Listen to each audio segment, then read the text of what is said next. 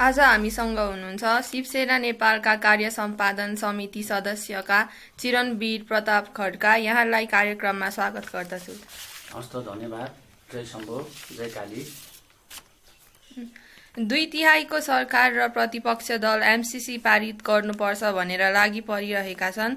तपाईहरू चाहिँ सडकमा एमसीसी खारेजीको माग लिई उफ्रिरहनु भएको छ। तपाईहरू सरकारको नजरमा त विकास विरोधी देखियो नि।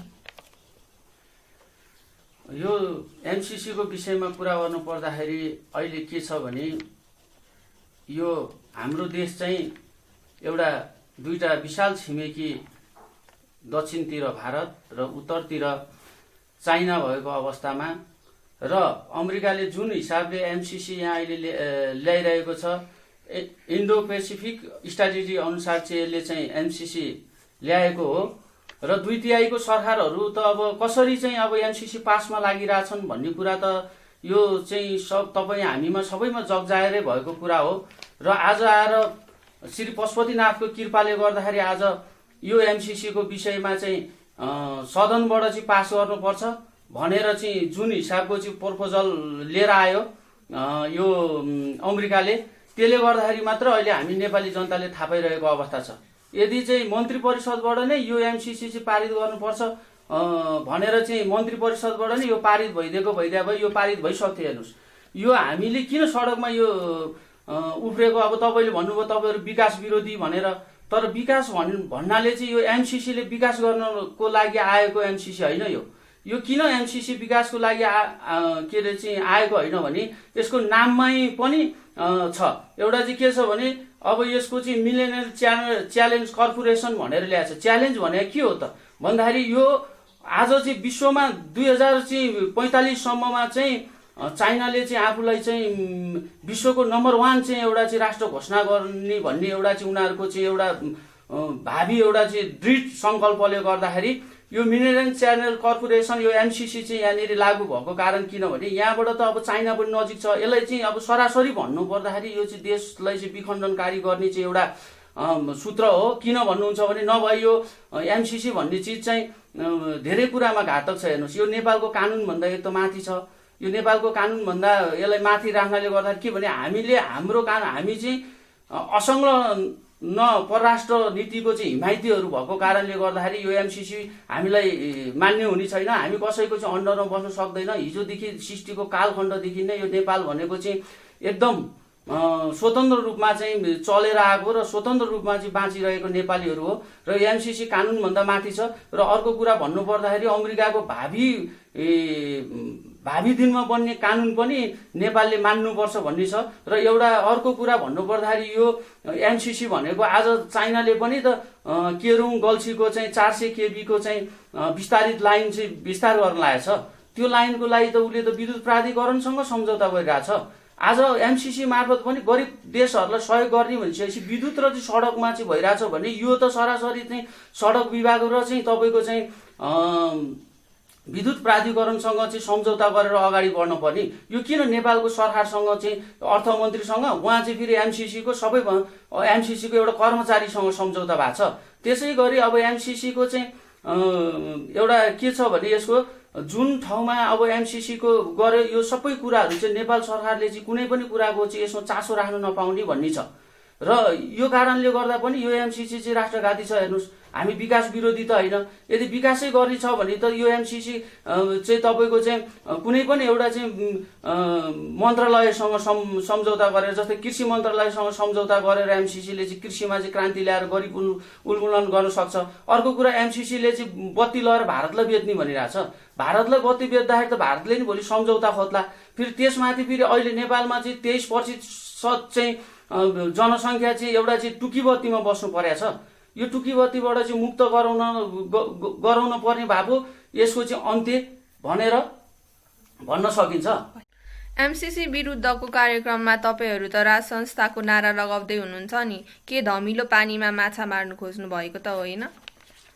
होइन, अब एमसीसी को विरुद्धको मात्रै कार्यक्रम गर्नु भनेको हाम्रो यो उद्देश्य होइन। हेर्नुहोस्, हिजो हामीले यहाँ संविधान सभाको चुनाव हुने बेलादेखि नै यो अहिले आएको यो चाहिँ तपाईँको चाहिँ एकदम चाहिँ विदेशीहरूको दलाल हो भन्दै गर्दाखेरि भन्दै आएको हो र हिजो संविधान कार्यान्वयन गर्दा पनि यो मूलमा भुल परेको छ। यो संविधान भनेको विदेशीले बनाइदिएको संविधान हो। यो संविधान नेपाली नागरिकको लागि चाहिँ अब एकदम घाँडो छ भनेर हामीले हिजोकै दिनमा चाहिँ यो प्रश्नहरू चाहिँ हामीले जनतामाझ लिएर गएर र नेपाल सरकारलाई पनि खबरदारी गर्दै चुनावको चाहिँ हामी चाहिँ हुनु हुँदैन, यो संविधान कार्यान्वयन गर्नु हुँदैन भन्ने पक्षमा उभिएको मान्छे हो हामी। खास हो नि यो एमसीसी आउला, भोलि एसीसी आउला, भोलि राष्ट्रघात हुने चाहिँ एउटा चाहिँ हामी चाहिँ एउटा चाहिँ कोहीसँग पनि सम्झौता सन्धि सम्झौता नगरिकन स्वतन्त्र रूपमा चाहिँ हामी रहेको नेपाली जनता र स्वाभिमानी नेपालीहरूलाई चाहिँ यस्तो यो सानसानो चाहिँ उद्देश्य भन्नुभन्दा पनि हामीले भन्न खोजेको कुरा के छ भने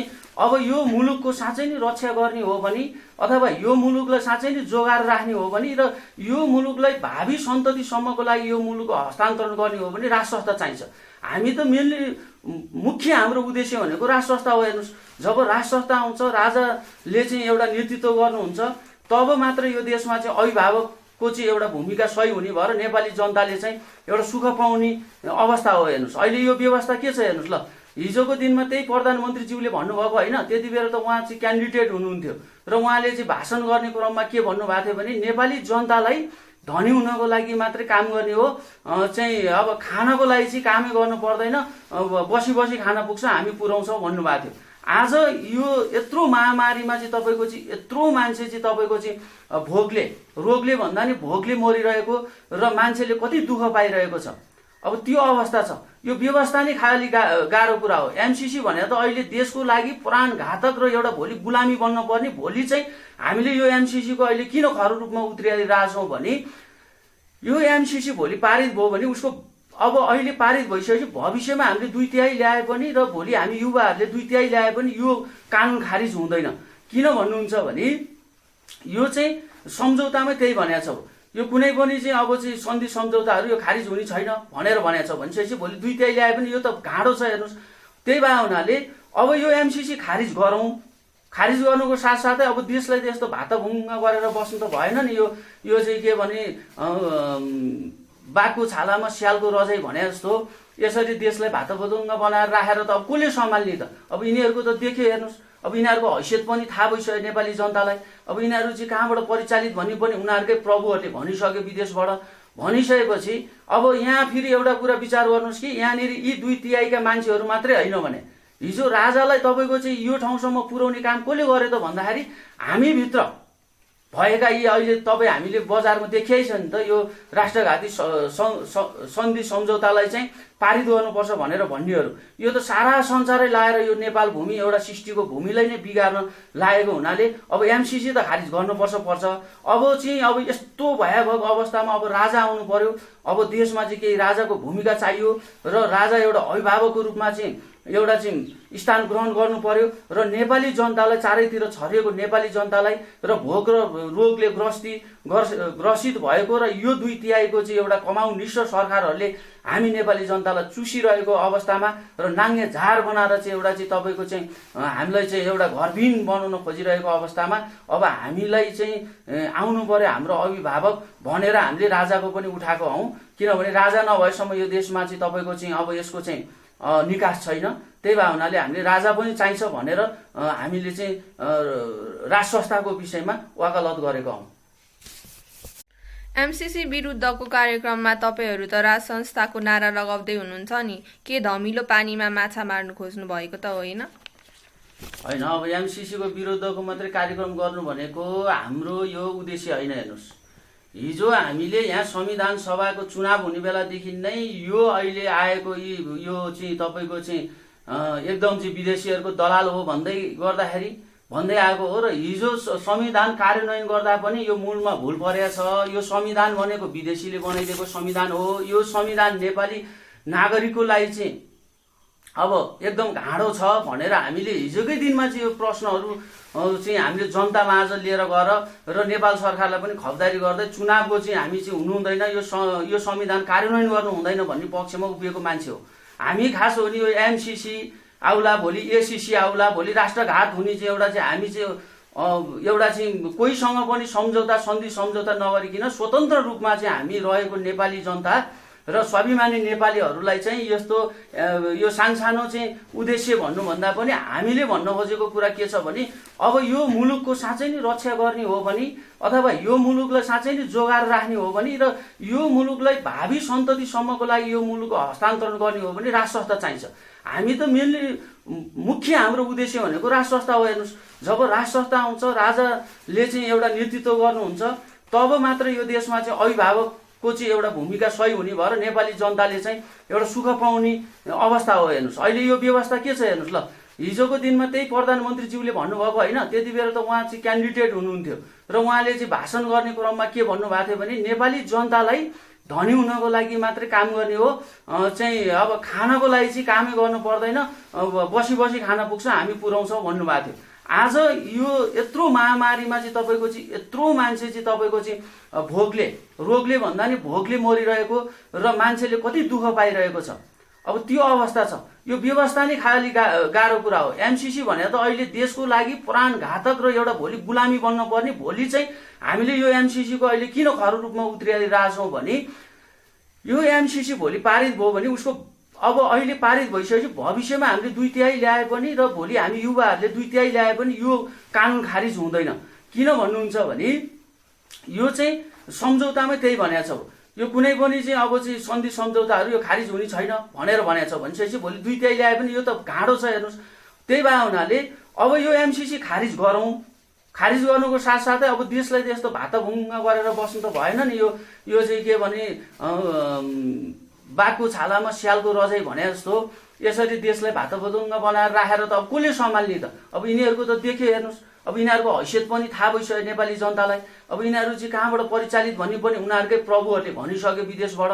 भनिसकेपछि अब यहाँ फेरि एउटा कुरा विचार गर्नुहोस् कि यहाँनिर यी 2/3 मान्छेहरू मात्रै होइन भने हिजो राजालाई तपाईँको चाहिँ यो ठाउँसम्म पुर्याउने काम कसले गर्यो त भन्दाखेरि हामीभित्र भएका यी अहिले तपाईँ हामीले बजारमा देखिएछ नि त, यो राष्ट्रघाती सन्धि सम्झौतालाई चाहिँ पारित गर्नुपर्छ भनेर भन्नेहरू यो त सारा संसारै लाएर यो नेपाल भूमि एउटा सृष्टिको भूमिलाई नै बिगार्न लागेको हुनाले अब एमसीसी त खारिज गर्नुपर्छ। अब चाहिँ अब यस्तो भयावह अवस्थामा अब राजा आउनु पर्यो। अब देशमा चाहिँ केही राजाको भूमिका चाहियो र राजा एउटा अभिभावकको रूपमा चाहिँ एउटा चाहिँ स्थान ग्रहण गर्नु पर्यो र नेपाली जनतालाई, चारैतिर छरिएको नेपाली जनतालाई र भोक र रोगले ग्रसित भएको र यो 2/3 चाहिँ एउटा कमाउ निस्स सरकारहरूले हामी नेपाली जनतालाई चुसिरहेको अवस्थामा र नाङ्गे झार बनाएर चाहिँ एउटा चाहिँ तपाईँको चाहिँ हामीलाई चाहिँ एउटा घरविहीन बनाउन खोजिरहेको अवस्थामा अब हामीलाई चाहिँ आउनु पर्यो हाम्रो अभिभावक भनेर हामीले राजाको पनि उठाएको हौँ। किनभने राजा नभएसम्म यो देशमा चाहिँ तपाईँको चाहिँ अब यसको चाहिँ निकास छैन। त्यही भए हुनाले हामीले राजा पनि चाहिन्छ भनेर हामीले चाहिँ राष्ट्र संस्थाको विषयमा वकालत गरेका हौँ। देश गणतन्त्रमा अगाडि बढिसक्यो, तपाईँहरू चाहिँ राजाको पछि लागि राज संस्थाको वकालत गर्नुहुन्छ नि, के देशमा राजा आउन सम्भव छ त? अब यो प्रश्न चाहिँ हेर्नुहोस्, अब राजा आउन के सम्भव छ असम्भव छ भन्ने कुराको चाहिँ प्रश्न भनेको कुरा तपाईँहरू अब घर घरमा गएर जनतालाई सोध्न सक्नुहुन्छ। हेर्नुहोस्, यी फिरिङ्गीका दलाल नेता र यसका झोले कार्यकर्ता भन्दा कमाएर खाइरहेका र लुटेर खाइरहेका यी उडुसहरूलाई भन्दा बाहेक नेपाली जनता, एउटा स्वाभिमानी नेपाली जनताको घर घरमा गएर सोध्नु होला, यो चाहिँ राजा आवश्यकता छ।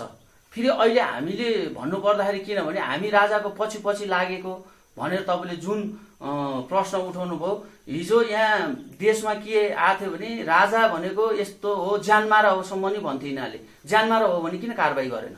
र यो राज संस्था भनेको कुरा फेरि एउटा कुरा हामीले विचार गर्नुपर्ने कुरा के छ भने अहिले राज संस्था भनेको कुरा 240-60 वर्षको मात्र इतिहास छैन। हेर्नुहोस्, यो भनेको सृष्टिको कालखण्डदेखि यो पहिलो राजा इन्द्र नै थिए भने त्यहाँदेखि सुरु भएको राज संस्था हो। हेर्नुहोस्, र हामी जस्तो बहुजातीय, बहुभाषीय र बहुसंस्कृति भएको मुलुकमा यो राजाभन्दा विकल्प अरूले तपाईँको चाहिँ यो देश थाम्न पनि सक्दैन। र राजाको पछि लाग्नु भन्नेको अर्थ के भने राज संस्था नै भोलिको सत्य हो। किन अब शिवसेना भन्दाखेरि चाहिँ कस्तो भने शिव भने त सत्य हो। अब सत्यको सेना त अब सत्य नै हुनु पर्यो। शिवसेना हुँदाखेरि त त्यो सत्यवान हुनु पर्यो नि त। अब भोलि हामीलाई त हिजोको दिनमै थाहा थियो भने तपाईँको यो सबै 12 बुँदे सम्झौतादेखि लिएर यिनीहरूले गरेको चाहिँ हिजोको नाटक मञ्चनहरू सबै थियो। र राजालाई जसरी यिनीहरूले चाहिँ नेपाली जनतालाई एउटा भ्रम फैलाएर कहिले चाहिँ यिनीहरूले ज्यानमाराको सङ्ख्या दिएर कहिले के भनेर कहिले सेतो हात्ती भनेर पाल्न सक्दैनौ, अन्याय गर्यो, अत्याचार गर्यो, यो भनेर विदेशीको इतिहासहरू पढेर विदेशीको लैलैमा लाएर विदेशीको ग्रान्ड डिजाइनमा यिनीहरू चलेको भन्ने कुरा त अब प्रष्ट रूपमा त विभिन्न विदेशी मिडियाबाट नै थाहा भइसक्यो नि त। त्यही कारणले गर्दाखेरि हामीले चाहिँ भनेको कुरा के भने हामी त अब राजा नभई हुँदैन। हेर्नुहोस्, जसरी माउरीको राणा भएन भने जसरी माउरी मर्छ, अहिले राजा नहुँदाखेरि कस्तो अवस्था भयो त? जनताहरू तपाईँको भोकले मर्ने अवस्था छ, रोगले बग्ने अवस्था छ। नेपाल अर्थतन्त्रमा कहाँ पुग्यो त्यो पनि हामीले विचार गर्नु पर्यो। अब यिनीहरूले के देश चलाउन सक्छन् त? नेपालमा अर्थतन्त्र त्यो अनुसारको छ त? अब नेपाललाई ऋण कति लागिसक्यो नेपालीहरूलाई, र नेपालीहरूको स्वाभिमान गिरेर कहाँ गइसक्यो त? र हिजोको चाहिँ 2017 सालदेखिको चाहिँ विकास गरेको विकासको जुन तीव्रतामा ऱ्यापिडली चाहिँ एउटा विकास भएको थियो, आज ती विकासका उद्योग धन्दाहरू आज कहाँ पुग्यो त? र हामीले भनेको कुरा राजाको पछि भन्दा पनि राज संस्था भनेको कुरा जोगाउनु पर्छ र नेपाली जनतालाई चाहिँ एउटा महसुस गराउनु पर्छ भन्दै हामी चाहिँ राजा र जनता बीचको पुलको रूपमा काम गरिरहेछौँ। हेर्नुहोस्, किन भन्नुहुन्छ भने हिजो पनि त्यहाँनिर त छर्लङ्गै भइरहेछ नि त। अहिले आएर त तपाईँको एमसिसीमा को बोले होइन? हिजो राजाले राज संस्था चाहिँ राजगद्दी छोडेर जाँदाखेरि चाहिँ यी तक्मी, यी ठुल्ठुला चाहिँ राजाका ठुल्ठुला सल्लाहकारहरू, यी राजाका चाहिँ मै हुँ नजिकका भन्ने मान्छेहरू कहाँ गए त? त्यस्तो अवस्थामा हामी शिवसेनाको भनेको त वैदिक कालखण्डदेखि नै हेर्नुहोस् लाग्नुपर्छ। अरूको जस्तो त स्वार्थको लागि त शिवसेना लाग्ने होइन। हेर्नुहोस्, शिव भने त सत्य हो, सत्यको सेना भने त हिजो कालकुट बिख खाने बेलादेखिको तेत्रा युगदेखि द्वापर युगदेखि तपाईँको चाहिँ पृथ्वीनारायण शाह, श्रीपाद बडामारा धेरै सरकारले पृथ्वीनारायण शाहले चाहिँ नेपाल एकीकरण गर्ने बेलामा शिव गोरक्षको भूमिकादेखि लिएर आज नेपालमा चाहिँ राजा र राज संस्थामाथि जुन किसिमको कठोरघात रूपमा चाहिँ यिनीहरूले कदम चालेर चाहिँ फिरिङ्गीको दलाल भएर काम गरे, यसलाई चाहिँ हामीले चाहिँ किनभने जोगाएर राख्नुपर्छ र नेपाली जनजनलाई चाहिँ यो कुराहरू चाहिँ हामीले चाहिँ पुर्याउनु पर्छ भन्ने हैसियतमा हामी राजाको चाहिँ तपाईँको चाहिँ एउटा चाहिँ राजा र जनता बीचको पुलको रूपमा काम गर्नको लागि हामी राज संस्थाको वकालत गरेर आएको हो। किनभने यो नेपाल भूमि भनेर जोगाउनु पर्छ। यो जोगाउनको लागि राज संस्था र राजा बिना नजग्ने भए जोगाउनै चाहिँ कठिन छ। यो कुरा त अब सर्वव्यापी रूपमा सबले थाहा पाइसकेको कुरा हो र जनजनलाई पनि थाहा पाइसकेको कुरा हो। त्यही भएर चाहिँ हामीले चाहिँ राजा चाहिँ एउटा अभिभावक हो र राजा चाहिन्छ भने जस्तै हो। जसरी माउरीको रानो चाहिँ तपाईँको चाहिँ एउटा माउरीको रानो जहाँ लग्यो त्यो भयभरको गोलै त्यहाँ आएर झुम्बिन्छ नि, त्यसै गरी अब राजा पनि हेर्नुहोस् न, अब नेपाली जनता नै पछि लागेको छ नि।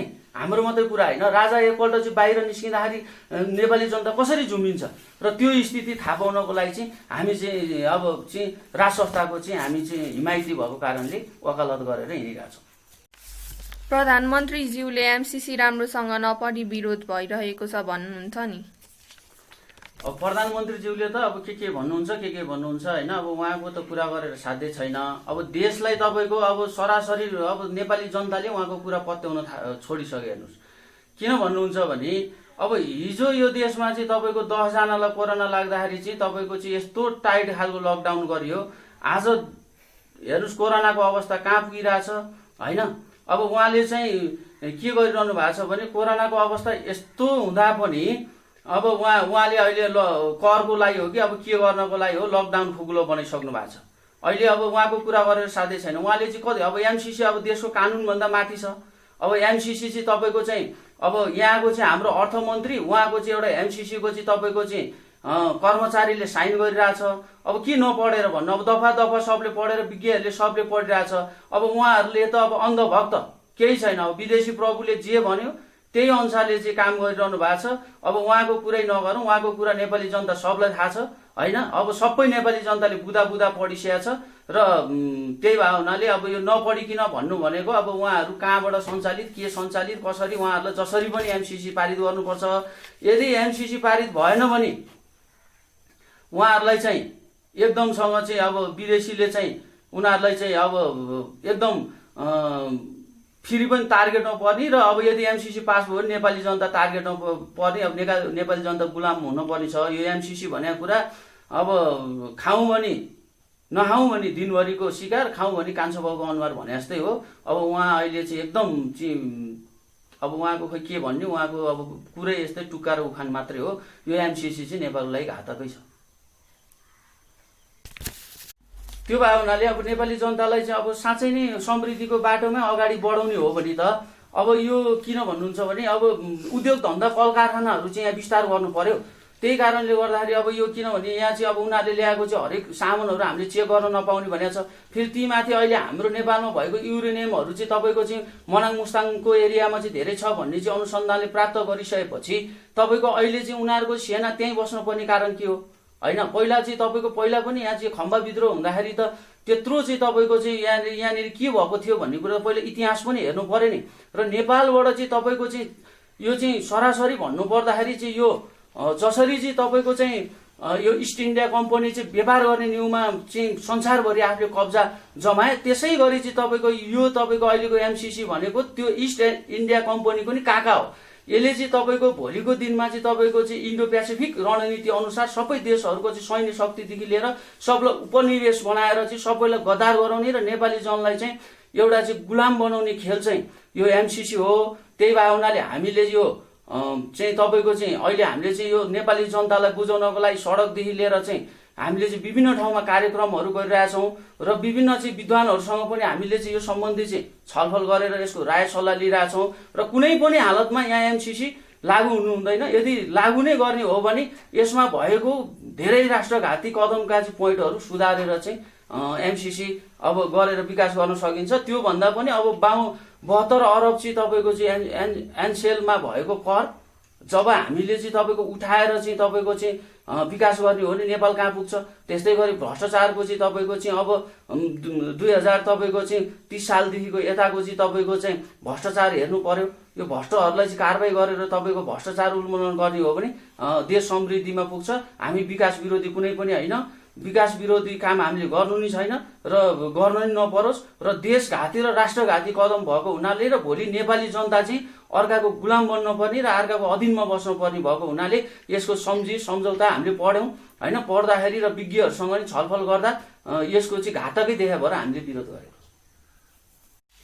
देश गणतन्त्रमा अगाडि बढिसक्यो, तपाईँहरू चाहिँ राजाको पछि लागि राज संस्थाको वकालत गर्नुहुन्छ नि, के देशमा राजा आउन सम्भव छ त? अब यो प्रश्न चाहिँ हेर्नुहोस्, अब राजा आउन के सम्भव छ असम्भव छ भन्ने कुराको चाहिँ प्रश्न भनेको कुरा तपाईँहरू अब घर घरमा गएर जनतालाई सोध्न सक्नुहुन्छ। हेर्नुहोस्, यी फिरिङ्गीका दलाल नेता र यसका झोले कार्यकर्ता भन्दा कमाएर खाइरहेका र लुटेर खाइरहेका यी उडुसहरूलाई भन्दा बाहेक नेपाली जनता, एउटा स्वाभिमानी नेपाली जनताको घर घरमा गएर सोध्नु होला यो चाहिँ राजा आवश्यकता छ। फेरि अहिले हामीले भन्नुपर्दाखेरि किनभने हामी राजाको पछि लागेको भनेर तपाईँले जुन प्रश्न उठाउनु भयो, हिजो यहाँ देशमा के आएको थियो भने राजा भनेको यस्तो हो ज्यानमारा होसम्म नि भन्थ्यो यिनीहरूले। ज्यानमारा हो भने किन कारबाही गरेन?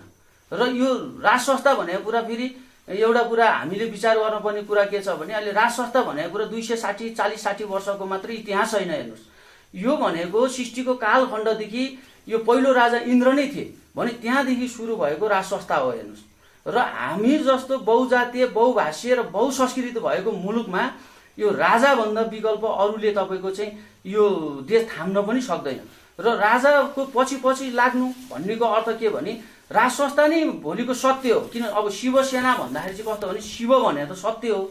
अब सत्यको सेना त अब सत्य नै हुनु पर्यो। शिवसेना हुँदाखेरि त त्यो सत्यवान हुनु पर्यो नि त। अब भोलि हामीलाई त हिजोको दिनमै थाहा थियो भने तपाईँको यो सबै 12 बुँदे सम्झौतादेखि लिएर यिनीहरूले गरेको चाहिँ हिजोको नाटक मञ्चनहरू सबै थियो। र राजालाई जसरी यिनीहरूले चाहिँ नेपाली जनतालाई एउटा भ्रम फैलाएर कहिले चाहिँ यिनीहरूले ज्यानमाराको संख्या दिएर कहिले के भनेर कहिले सेतो हात्ती भनेर पाल्न सक्दैनौ, अन्याय गर्यो, अत्याचार गर्यो यो भनेर विदेशीको इतिहासहरू पढेर विदेशीको लल्लैमा लाएर विदेशीको ग्रान्ड डिजाइनमा यिनीहरू चलेको भन्ने कुरा त अब प्रष्ट रूपमा त विभिन्न विदेशी मिडियाबाट नै थाहा भइसक्यो नि त। त्यही कारणले गर्दाखेरि हामीले चाहिँ भनेको कुरा के भने हामी त अब राजा नभई हुँदैन। हेर्नुहोस्, जसरी माउरीको राणा भएन भने जसरी माउरी मर्छ, अहिले राजा नहुँदाखेरि कस्तो अवस्था भयो त? जनताहरू तपाईँको भोकले मर्ने अवस्था छ, रोगले बोक्ने अवस्था छ। नेपाल अर्थतन्त्रमा कहाँ पुग्यो त्यो पनि हामीले विचार गर्नु पर्यो। अब यिनीहरूले के देश चलाउन सक्छन् त? नेपालमा अर्थतन्त्र त्यो अनुसारको छ त? अब नेपाललाई ऋण कति लागिसक्यो नेपालीहरूलाई र नेपालीहरूको स्वाभिमान गिरेर कहाँ गइसक्यो त? र हिजोको चाहिँ 2017 सालदेखिको चाहिँ विकास गरेको विकासको जुन तीव्रतामा ऱ्यापिडली चाहिँ एउटा विकास भएको थियो, आज ती विकासका उद्योग धन्दाहरू आज कहाँ पुग्यो त? र हामीले भनेको कुरा राजाको पछि भन्दा पनि राज संस्था भनेको कुरा जोगाउनुपर्छ र नेपाली जनतालाई चाहिँ एउटा महसुस गराउनुपर्छ भन्दै हामी चाहिँ राजा र जनता बीचको पुलको रूपमा काम गरिरहेछौँ। हेर्नुहोस् किन भन्नुहुन्छ भने हिजो पनि त्यहाँनिर त छर्लङ्गै भइरहेछ नि त। अहिले आएर त तपाईँको एमसिसीमा को बोले होइन। हिजो राजाले राज संस्था चाहिँ राजगद्दी छोडेर जाँदाखेरि चाहिँ यी तक्मी यी ठुल्ठुला चाहिँ राजाका ठुल्ठुला सल्लाहकारहरू यी राजाका चाहिँ मै हुँ नजिकका भन्ने मान्छेहरू कहाँ गए त? त्यस्तो अवस्थामा हामी शिवसेनाको भनेको त वैदिक कालखण्डदेखि नै हेर्नुहोस् लाग्नुपर्छ। अरूको जस्तो त स्वार्थको लागि त शिवसेना लाग्ने होइन। हेर्नुहोस् शिव भने त सत्य हो, सत्यको सेना भने त हिजो कालकुट बिख खाने बेलादेखिको त्रेता युगदेखि द्वापर युगदेखि तपाईँको चाहिँ पृथ्वीनारायण शाह श्री 5 बडा महाराज धेरै सरकारले पृथ्वीनारायण शाहले चाहिँ नेपाल एकीकरण गर्ने बेलामा शिव गोरक्षको भूमिकादेखि लिएर आज नेपालमा चाहिँ राजा र राज संस्थामाथि जुन किसिमको कठोरघात रूपमा चाहिँ यिनीहरूले कदम चालेर चाहिँ फिरिङ्गीको दलाल भएर काम गरे, यसलाई चाहिँ हामीले चाहिँ किनभने जोगाएर राख्नुपर्छ र नेपाली जनजनलाई चाहिँ यो कुराहरू चाहिँ हामीले चाहिँ पुर्याउनुपर्छ भन्ने हैसियतमा हामी राजाको चाहिँ तपाईँको चाहिँ एउटा चाहिँ राजा र जनता बीचको पुलको रूपमा काम गर्नको लागि हामी राज संस्थाको वकालत गरेर आएको हो। किनभने यो नेपाल भूमि भनेर जोगाउनुपर्छ। यो जोगाउनको लागि राज संस्था र राजा बिना नजग्ने भए जोगाउनै चाहिँ कठिन छ।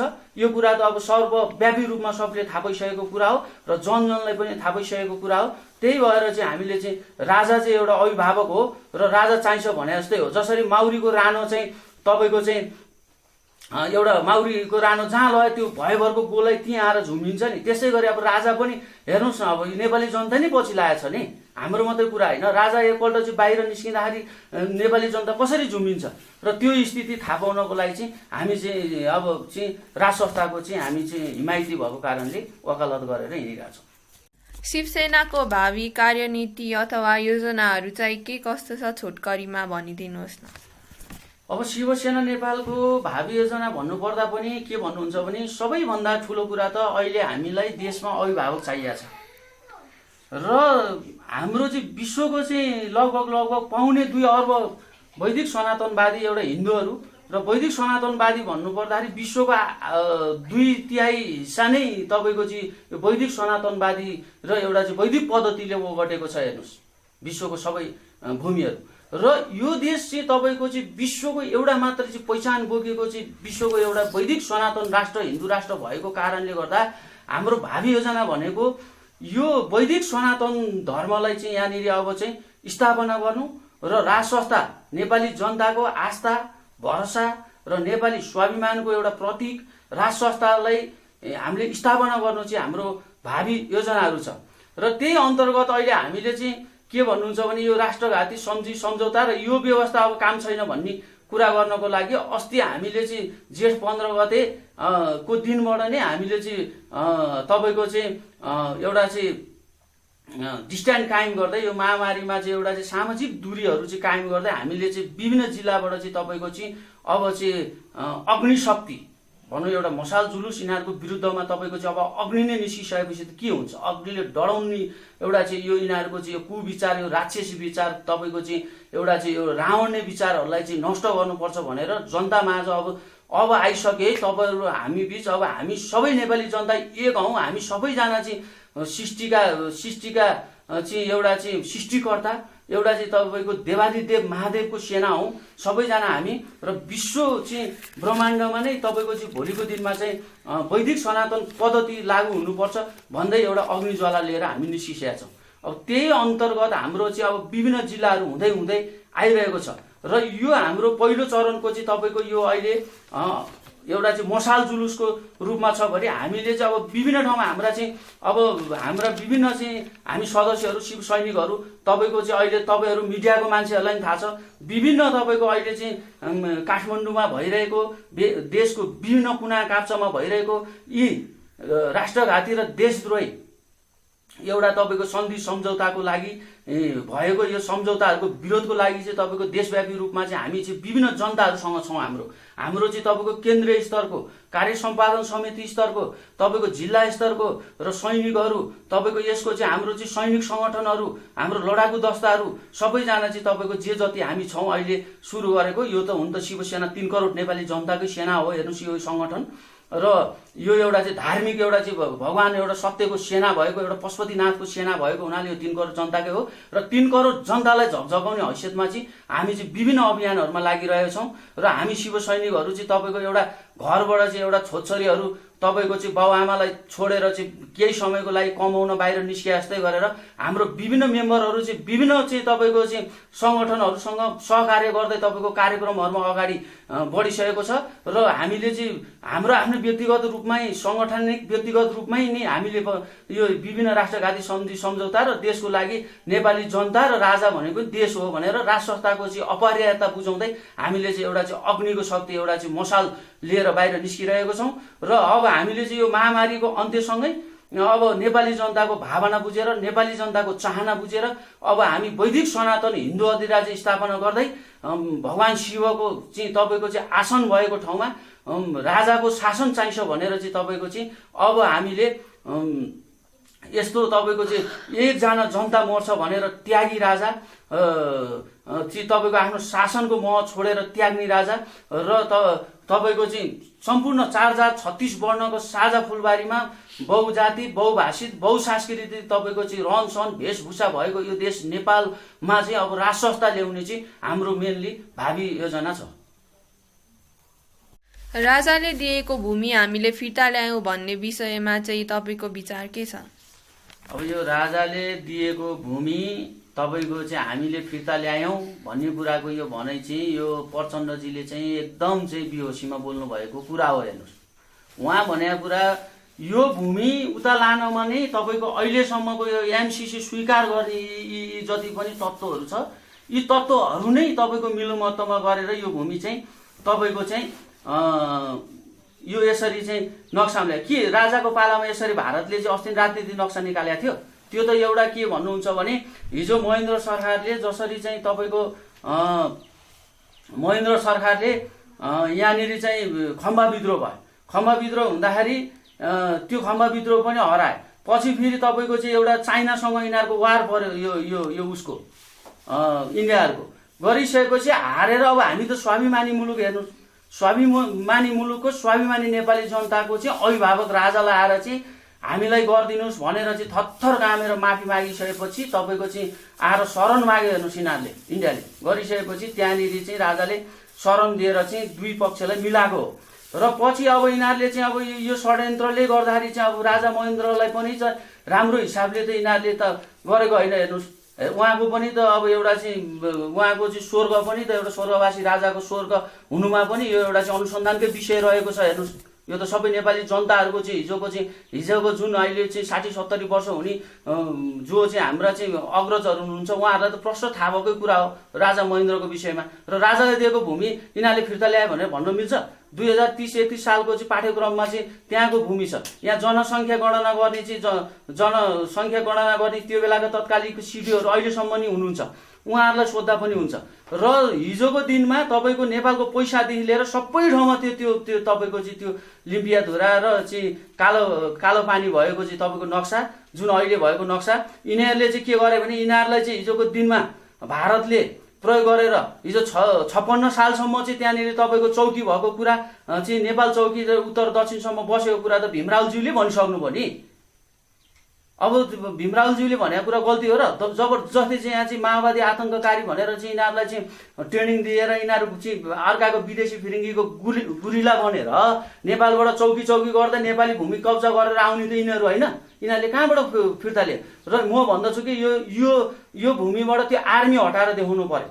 हेर्नुहोस् आर्मी त्यहाँबाट हटाएर देखाउनु पर्यो र नेपाली भूमि चाहिँ अन्तर्राष्ट्रिय मान्यता साथ हाम्रो उसमा ल्याउनु पर्यो, वार्ताको टेबल मार्फतबाट ल्याउनु पर्यो। एकैछिन चाहिँ तपाईँको चाहिँ पहिल्यै भएको नक्सालाई चाहिँ तपाईँको चाहिँ एकैछिन देखाएर चाहिँ सदनबाट पास गरेर ताली बजाएर अझै पनि तपाईँको चाहिँ यहाँ नेपाली जनतालाई मान्य नहुने, नेपाली जनतालाई चाहिँ तपाईँको कुठारा घात हुने चाहिँ सन्धि सम्झौताहरू चाहिँ एउटा चाहिँ नेपालमाथि घात हुने सन्धि सम्झौता गर्नको लागि यो देखाएको र रचेको एउटा मञ्चन हो। हेर्नुहोस् यो कुनै पनि हालतमा चाहिँ उनीहरूले लिए पनि होइन। किन भन्नुहुन्छ भने यो भनेको कुरा वैदिक सनातन पद्धति अनुसार नै ल्याउन सकिन्छ र स्कन्द पुराणमा नै चाहिँ 168 खण्डको तपाईँको 8 देखि 14 पेजमा नै यो चाहिँ लिपिया धुरा के हो लिपु लेख कहाँ पर्छ यो सबै लेखेको छ। हेर्नुहोस्, यो धार्मिक महत्त्वको कारण र धार्मिक दस्तावेज भोलि पल्टाएको खण्डमा नै यो आउन सक्छ।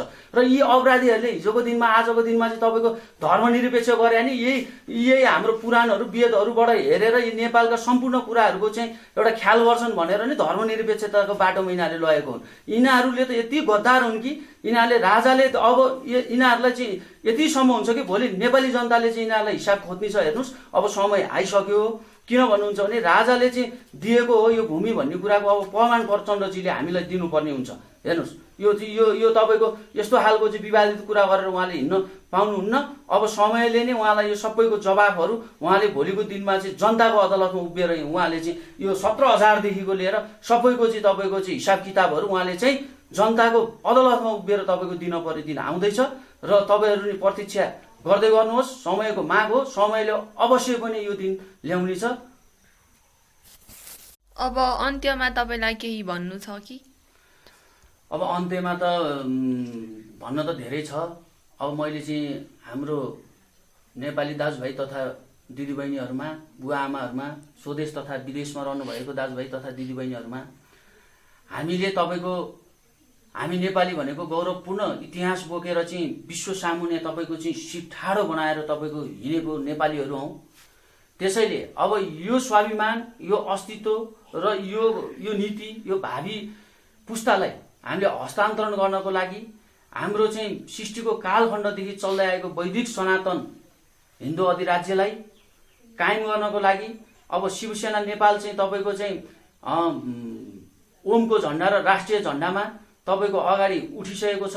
यो देवादिदेव पशुपतिनाथको सेना हो र यसलाई चाहिँ सबैजनाले अब यसको के भने यसको पृष्ठभूमि पनि तपाईँको चाहिँ अब शिवसेनाको पृष्ठभूमि भन्नु पर्दाखेरि सृष्टिको कालखण्डमा जब भगवान शिवले कालकुट विष चाहिँ एक बुध विष यहाँनिर चोएको भइदिए अब सृष्टि ध्वस्त हुन्थ्यो। त्यस्तो बेलामा भगवान शिवले कालकुट विष खाएर चाहिँ सृष्टि रक्षा गर्नुभयो। त्रेता युगमा चाहिँ तपाईँको रावणसँग तपाईँको चाहिँ लड्नको लागि भगवान श्रीरामले चाहिँ दुःख पाएको अवस्थामा 14 वर्षको वनवासको चाहिँ व्यतीत गरेको बेलामा राजाले एकदम दुःख पाएको बेलामा चाहिँ स्वयं चाहिँ एउटा रुद्र अवतार लिएर चाहिँ भगवान शिव हनुमानको रूपमा आउनु भएर त्यति बेला चाहिँ सत्य र असत्यको लडाइँमा सत्यलाई जित गराउनु भयो। त्यसै गरी द्वापर युगमा आएर तपाईँको चाहिँ भगवान शिवले चाहिँ तपाईँको चाहिँ किराँत रूप धारण गरेर तपाईँको राजा यलम्बरलाई आशीर्वाद दिएर नेपाल भूमिलाई चाहिँ विस्तार गर्दै कृतिसानसम्म चाहिँ तपाईँको राज्य गरेको अवस्था छ भगवान शिवकै आशीर्वादले यो भूमिमा। त्यसै गरी फिरिङ्गीहरूले चाहिँ इस्ट इन्डिया कम्पनीको नाममा तपाईँको कब्जा गर्दै आउने क्रममा यो असली हिन्दुस्तानलाई चाहिँ नष्ट गर्ने चाहिँ देखेर श्री 5 बडा महाराज धिराज सरकारलाई चाहिँ आशीर्वाद सानैमा शिव गोरक्ष रूपी आशीर्वाद दिएर तपाईँ हामी सबै हिजो सृष्टिको कालखण्डदेखि मैले भनिहालेँ अब बाँदर सेना नि भयौँ होला। विभिन्न सेना हामी चाहिँ दुःख पर्दाखेरि गर्दै र नेपाल एकीकरण गर्ने बेलामा तपाईँ हामी विभिन्न जात जाति महिला पुरुष सबैजना हामी एक भएर चाहिँ पृथ्वीनारायण शाहको चाहिँ एउटा नेतृत्वमा हामीले यो एउटा चाहिँ सृष्टिको भूमि विश्व मानवको चाहिँ तपाईँको चाहिँ सृष्टि भूमि र विश्वको चाहिँ सबैभन्दा पहिलो सृष्टि भूमि नेपाल राष्ट्र यो चाहिँ तपाईँको चाहिँ सृष्टि भूमि नेपाललाई चाहिँ हामीले चाहिँ एउटा जोगाएर राख्नलाई फिरिङ्गीहरूबाट जोगाएर राख्न तपाईँ हामी जसरी गोलबन्द भएर तपाईँको लाग्यौँ। अहिले पनि देशको अवस्था भयावह अवस्था छ। हेर्नुहोस्, अब पञ्चायत व्यवस्थामा पनि जब 17 सालमा नेपाली जनताले साथ दिएर नै राजा महेन्द्र स्वर्गवासी राजा महेन्द्रले चाहिँ अब चाहिँ यहाँ कस्तो खालको चाहिँ वितण्डहरूबाट चाहिँ देशलाई चाहिँ उम्काउनु भयो भन्ने कुरा चाहिँ तपाईँ हामी मा जग जाहेरै छ। अब त्यसै गरी आज पनि देश सङ्कटमा परेको छ। हेर्नुहोस्, आज देश यस्तो अवस्थामा छ कि विश्वको शक्तिशाली मुलुकहरूको बीचमा यसरी चाहिँ नेपाल पसेको छ। अब यसलाई यसरी झिकेर ल्याउनको लागि हामीले शाहवंशीय राज संस्थालाई स्थापना गर्दै वैदिक सनातन हिन्दू अधिराज्य कायम गर्नको लागि अब हामी यो त्यो नभन्दै होइन अब नेता भनेको कुरा रोडबाट जन्मिने हो, सडकले जन्माउने हो, त्यो भए हुनाले नेपाली जनताबाट जन्मिनु पर्यो। अब भ्रष्टाचार गर्ने होइन, हामी भनेको अन्तिम पुस्ता भएको हुनाले अब भ्रष्टाचार गर्ने होइन, पोटोका कसेर चाहिँ तपाईँको देश विकास गर्छु म मोइनबत्ती बन्छु भन्ने मान्छे अब भोलि सडकबाटै निस्किन्छ। त्यो भए हुनाले राष्ट्रिय झण्डा र ओमको झण्डामा सबैजना गोलबन्द भएर एक भएर चाहिँ वैदिक सनातन हिन्दू अधिराज्य र राष्ट्र संस्था स्थापना गर्नको लागि अब हातमा हात काँधमा काँध मिलाएर सम्पूर्ण नेपाली जनताहरू एक भएर अगाडि बढौँ भन्ने म चाहिँ एकदम विनम्र अनुरोध गर्दछु। र अब हामी पार्टीको झोले होइन र पार्टीका नेताहरूलाई नै भन्छु, जसरी रावणले चाहिँ रावणको ग्रुपबाट विभीषण चाहिँ सत्यको पक्षमा आए, त्यसै गरी अहिले पनि कति नेताहरू अहिले एमसीसीको विषयमा चाहिँ एउटा सत्यको पक्षमा उभिएर कुरा गरिरहनु भएको छ। त्यसै गरी अब यो वैदिक सनातन हिन्दू अधिराज्यको पद्धति र शिवलाई आसन, राजालाई शासन गराउनको लागि अब विभिन्न दलमा रहेका चाहिँ नेताजीहरू जो स्वाभिमानी नेपालीहरू हुनुहुन्छ, जो चाहिँ कोही कसैको पनि तपाईँको दलाल हुनुभएको छैन, आजसम्म नेपाली माटोलाई लिएर राजनीति गर्छु भन्नेहरू अब एक ठाउँमा आएर कर्मनिष्ठ हुन आवश्यक छ। यही नै मेरो अन्तिम भावना हो, यही नै चाहना हो। जय शम्भो।